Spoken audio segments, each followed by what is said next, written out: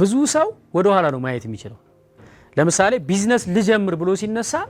ከዚህ በፊት እነማን ምን ሰርተው አዋጣቷቸዋል ብሎ ነው የሚያየው ያ ማለት ወደ ኋላ መኖር ነው በነገራችን ላይ ምክንያቱም ድሮ ያበላው ነገር ወደፊት ላይ ያበላ ይችላል ዓለም በጣም ከምናስበው በላይ በሚገርም የብርሃን ፍጥነት የሚገርማችሁ እየተቀየረ the world is changing dynamically ማለት ነው ለምሳሌ ድሮ የቴሌቪዥን ጣቢያ አንድ ነው የመንግስት ነው ቴሌቪዥን ላይ መታየት ተአምር ነው ማለት ወይ የዛ ቴሌቪዥን ጣቢያ ዘመር ሊኖር ይገባል ወይ ደግሞ 10-20 ዓመት ባንድ ሙያ መድከም አለብህ ከዛ አረብ ዲሽ የሚባል ነገር መጣ ባንድ ቴሌቪዥን ውስጥ 1000 ምናምን ጣቢያዎች ገቡ ማለት ነው ከዛ በአረብ ዲሽ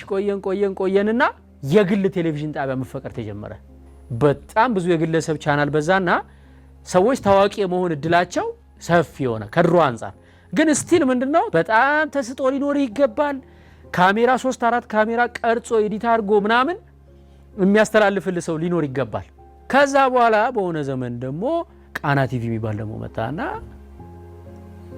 በጣም ምርጥ የሚባል ተከታታይ ድራማን በድምጽ ብቻ ደብ ያደረገ በአማርኛ ትርጉም አመጣና አንድ 3 አመት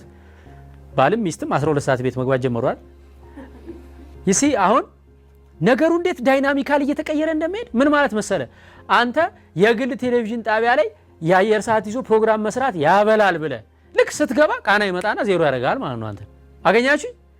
ወደ ኋላ ነው ሰዎቹ ኢንቨስት ያደርጉት ምን እየመጣ ነው ብለው አላዩም ወደፊት ከዛ ደግሞ እነ ቃና በጣም ያንሰራሩ ያለ